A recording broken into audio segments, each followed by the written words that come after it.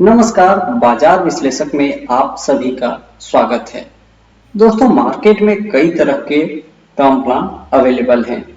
इनमें से कौन सा टर्म प्लान आपको लेना चाहिए और इसका चुनाव कैसे किया जाता है, आज की इस वीडियो में आप यही सीखने वाले हैं। एक अच्छा टर्म प्लान का चुनाव करने से पहले आपको टर्म इंश्योरेंस के बारे में जानकारी, उसके बाद ही आप अपनी जरूरत के अनुसार टर्म प्लान का चुनाव कर पाएंगे।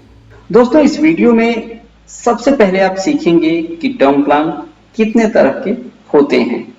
उसके बाद टर्म प्लान के बेनिफिट्स के बारे में आप समझेंगे और उसके बाद कौन सी कंपनी से टर्म प्लान लेना चाहिए इसके बारे में भी मैं आपको बताऊंगा।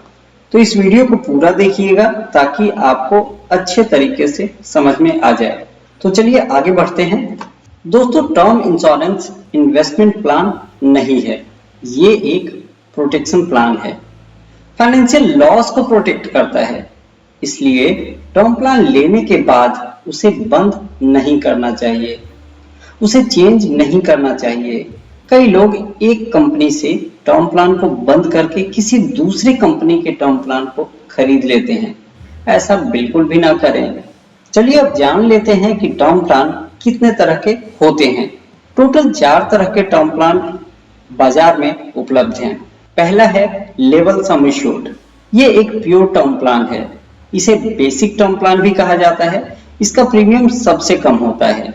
तो यदि आप कम प्रीमियम में ज्यादा इंश्योरेंस कवर चाहते हैं तो इस ऑप्शन को ले सकते हैं। यहाँ लेवल सम एश्योर्ड का मतलब होता है कि पूरे पॉलिसी टर्म के दौरान सम एश्योर्ड एक ही रहता है, बढ़ता नहीं है। मान लीजिए कि किसी ने 1 करोड़ का सम एश्योर्ड लिया है, तो पूरे पॉलिसी टर्म के दौरान सम एश्योर्ड 1 करोड़ ही रहेगा। 1 करोड़ से ज्यादा नहीं हो सकता है, इसलिए इसको लेवल सम एश्योर्ड कहा जाता है। दोस्तों, दूसरा ऑप्शन है इंक्रीजिंग सम एश्योर्ड का। इसमें हर साल 5 या 10% से सम एश्योर्ड बढ़ता जाता है। यानी किसी ने 1 करोड़ का सम एश्योर्ड लिया है और हर साल यदि सम एश्योर्ड 10% के रेट से बढ़ता जाएगा तो 10 साल में टोटल सम एश्योर्ड 2 करोड़ का हो जाएगा। उसके बाद सम एश्योर्ड नहीं बढ़ेगा। दोस्तों, तीसरा ऑप्शन है रिटर्न ऑफ प्रीमियम का। इसमें पॉलिसी के मैच्योरिटी पर आपके द्वारा दिया गया प्रीमियम आपको वापस मिल जाएगा। यानी कि लाइफ एश्योर्ड पूरे पॉलिसी टर्म के दौरान सरवाइव करते हैं तो मैच्योरिटी के समय उन्होंने जो भी प्रीमियम दिया है वो आपको वापस मिल जाएगा। दोस्तों, चौथा ऑप्शन है term insurance plan with income benefit. इसमें लाइफ एश्योर्ड की डेथ होने पर सबसे पहले लमसम अमाउंट मिलेगा नॉमिनी को, उसके बाद हर महीने पैसा मिलता रहता है। तो दोस्तों, आपने जान लिया कि टर्म प्लान कितने तरह के होते हैं। अब प्लान बेनिफिट्स को समझ लेते हैं। प्लान बेनिफिट्स में death benefit, rider, insurance cover और पॉलिसी टर्म के बारे में मैं आपको बताऊंगा। दोस्तों, यहाँ पर मैं सिर्फ लेवल सम एश्योर्ड के डेथ बेनिफिट के बारे में समझाऊंगा। यदि आप लेवल सम एश्योर्ड के डेथ बेनिफिट को समझ जाएंगे तो बाकी के इन 3 ऑप्शन का डेथ बेनिफिट आपको अपने आप समझ आ जाएगा। ये लगभग सेम ही रहता है। डेथ बेनिफिट में 3 ऑप्शन आपको मिलेंगे।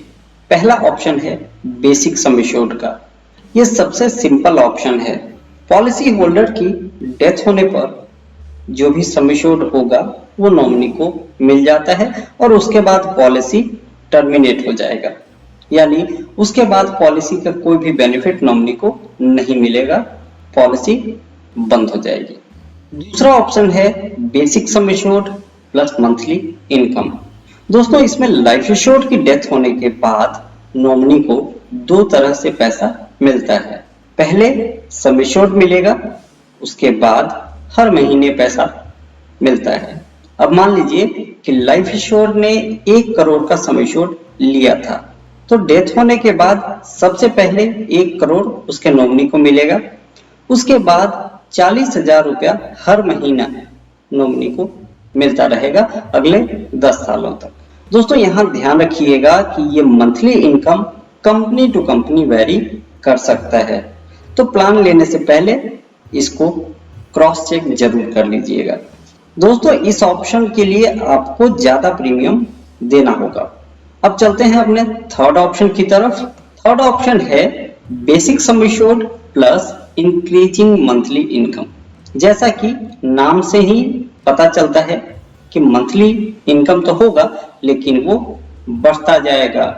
दोस्तों इसमें लाइफ एश्योर्ड की डेथ होने पर सबसे पहले सम एश्योर्ड मिलेगा, उसके बाद हर महीने पैसा मिलता रहेगा और ये मंथली इनकम हर साल 10% के रेट से बढ़ता जाएगा। दोस्तों डेथ बेनिफिट कंप्लीट हो गया है, अब राइडर के बारे में जान लेते हैं। दोस्तों ये एक एडिशनल बेनिफिट है जिसे आप किसी भी ऑप्शन के साथ ऐड कर सकते हैं। इसका मतलब ये हुआ कि आपको यदि टर्म प्लान में एक्स्ट्रा प्रोटेक्शन चाहिए तो आप इनमें से किसी राइडर को जरूरत के हिसाब से ऐड कर सकते हैं। जैसे कि यदि आपको लगता है कि आपके साथ एक्सीडेंट होने की संभावना ज्यादा है तो आपको एक्सीडेंटल राइडर लेना चाहिए।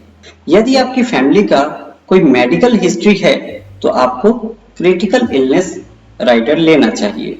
दोस्तों राइडर के लिए आपको अलग से पैसा देना होता है। इसका मतलब ये हुआ कि यदि आप अपने टर्म प्लान में किसी राइडर को ऐड करेंगे तो आपका प्रीमियम बढ़ जाएगा। इसीलिए राइडर की जरूरत हो तभी राइडर को लेना चाहिए। दोस्तों यदि कोई आदमी पब्लिक ट्रांसपोर्ट का यूज करता है तो वहां एक्सीडेंट की संभावना कम है, लेकिन यदि कोई टू व्हीलर का यूज करता है तो वहां एक्सीडेंट की संभावना ज्यादा है। उसी तरह से यदि कोई ऑफिस में बैठ के काम करता है तो उसके साथ एक्सीडेंट की संभावना कम है, लेकिन एक सिविल इंजीनियर के साथ एक्सीडेंट की संभावना ज्यादा है क्योंकि उनको कंस्ट्रक्शन साइट के आसपास ही रहना पड़ता है। तो जहां एक्सीडेंट की संभावना ज्यादा हो वहां एक्सीडेंटल राइडर लेना चाहिए। दोस्तों टर्म प्लान के साथ राइडर ऐड करने पर डेथ बेनिफिट कितना मिलेगा इसको समझ लीजिए। दोस्तों ये बेसिक सम एश्योर्ड का ऑप्शन है। अब हम इसमें एक एक्सीडेंटल राइडर ऐड करेंगे। अब यहाँ बेसिक सम एश्योर्ड के साथ एक एक्सीडेंटल डेथ बेनिफिट राइडर को ऐड कर दिया गया है। एक्सीडेंटल राइडर ऐड करने के बाद यहाँ दो तरह का सम एश्योर्ड आ गया है, एक टर्म प्लान का और दूसरा राइडर का। अब यदि लाइफ एश्योर्ड की डेथ एक्सीडेंट से होती है तो ये दोनों सम एश्योर्ड मिलेगा। मान लीजिए कि बेसिक सम एश्योर्ड 1 करोड़ रुपए का है और एक्सीडेंटल सम एश्योर्ड 50 लाख का है, तो एक्सीडेंट से डेथ होने पर 1 करोड़ प्लस 50 लाख यानी टोटल 1.5 करोड़ रुपया नॉमिनी को मिलेगा और उसके बाद पॉलिसी टर्मिनेट हो जाएगी। लेकिन यदि इस ऑप्शन को लेने के बाद लाइफ एश्योर्ड की डेथ एक्सीडेंट से ना होकर नॉर्मल डेथ होती है तो उस केस में नॉमिनी को सिर्फ 1 करोड़ रुपया ही मिलेगा। ये 50 लाख रुपया नहीं मिलेगा क्योंकि मृत्यु एक्सीडेंट से नहीं हुई है। तो दोस्तों इसी तरह से आप किसी भी ऑप्शन के साथ राइडर को ऐड कर सकते हैं। आप यहाँ देख सकते हैं मैंने ऐड करके दिखा भी दिया है। ये जो हाईलाइटेड है ये सभी राइडर हैं। इंश्योरेंस कवर, कितना इंश्योरेंस कवर होना चाहिए? देखिए जो भी आपकी एनुअल इनकम है उसका 15 से 20 गुना इंश्योरेंस कवर जरूर होना चाहिए। यदि आप जानना चाहते हैं कि ऐसा क्यों होता है तो इस वीडियो को जरूर देख लीजिएगा। इसका लिंक आपको डिस्क्रिप्शन बॉक्स में मिल जाएगा।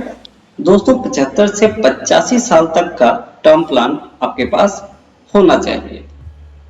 तो करंट एज को 75 से माइनस करने पर पॉलिसी टर्म आ जाएगा। उसी तरह से यदि आप 85 साल की एज तक का टर्म प्लान चाहते हैं तो 85 माइनस करंट एज करेंगे तो पॉलिसी टर्म निकल कर आ जाएगा। दोस्तों अब जान लेते हैं कि कौन सी कंपनी का टर्म प्लान लेना चाहिए। देखिए इसके लिए आपको कंपनी का क्लेम सेटलमेंट रेशियो और उसकी स्ट्रेंथ को देखना होगा। दोस्तों अभी आपके सामने कुछ कंपनियों के क्लेम सेटलमेंट रेशियो है। ये डेटा आप किसी भी वेब एग्रीगेटर जैसे कि पॉलिसी बाजार या कवर फॉक्स से ले सकते हैं। इसके अलावा यदि आप IRDA की वेबसाइट पे जाएंगे तो भी ये डेटा आपको वहां मिल जाएगा। क्लेम सेटलमेंट रेशियो कम से कम 5 साल का देखना चाहिए। 5 साल में जिस कंपनी का क्लेम सेटलमेंट रेशियो सबसे अच्छा हो, आप उसका टर्म प्लान ले सकते हैं। यदि प्रीमियम कम देना चाहते हैं तो 3 से 4 कंपनियों को सिलेक्ट कर लीजिए जिसका 5 साल का क्लेम सेटलमेंट रेशियो काफी अच्छा रहा हो और कंपनी की फाइनेंशियल स्ट्रेंथ अच्छी हो। अब उनके प्रीमियम को कंपेयर करें और जिसका प्रीमियम कम हो उसका टर्म प्लान आप ले सकते हैं। दोस्तों यहाँ पर HDFC life, max life, ICICI Pru इनकी क्लेम सेटलमेंट रेशियो काफी अच्छे हैं। दोस्तों कई बार ऐसा भी होगा कि जब आपने इंश्योरेंस प्लान लिया उस समय कंपनी का क्लेम सेटलमेंट रेशियो काफी अच्छा था लेकिन बाद में खराब हो गया, जैसा कि आप यहाँ SBI लाइफ में देख सकते हैं। तो यदि कभी ऐसा हो तो घबराने की जरूरत नहीं है। SBI लाइफ फाइनेंशियली काफी स्ट्रॉन्ग कंपनी है, क्लेम में दिक्कत आपको नहीं होगी यदि आपने टर्म प्लान लेते समय किसी भी तरह का मटेरियल फैक्ट्स नहीं छुपाया है। तो देखिए इंश्योरेंस कंपनी के पास कई फर्जी क्लेम भी आते हैं जिसकी वजह से उनका क्लेम सेटलमेंट रेशियो खराब हो सकता है। दोस्तों बहुत से लोगों को ऐसा लगता है कि इंश्योरेंस कंपनियां कहां से क्लेम देगी, इनके पास तो पैसा ही नहीं है। देखिए इंश्योरेंस का जो कारोबार है वो रिस्क शेयरिंग पर आधारित होता है। इसका मतलब ये हुआ कि किसी व्यक्ति की मृत्यु होने पर जो पैसा मिलता है उसके नॉमिनी को, ये वही पैसा होता है जो दूसरे लोगों से प्रीमियम के रूप में कलेक्ट किया गया था। यहाँ पर किसी एक व्यक्ति की मृत्यु होती है तो 1000 लोगों ने जो प्रीमियम दिया है उसी प्रीमियम में से इस व्यक्ति के नॉमिनी को क्लेम दिया जाता है। इंश्योरेंस कंपनियां सिर्फ इस पैसे को मैनेज करती हैं। आप ये बिल्कुल भी ना सोचें कि इंश्योरेंस कंपनी अपने पॉकेट से पैसा दे रही है।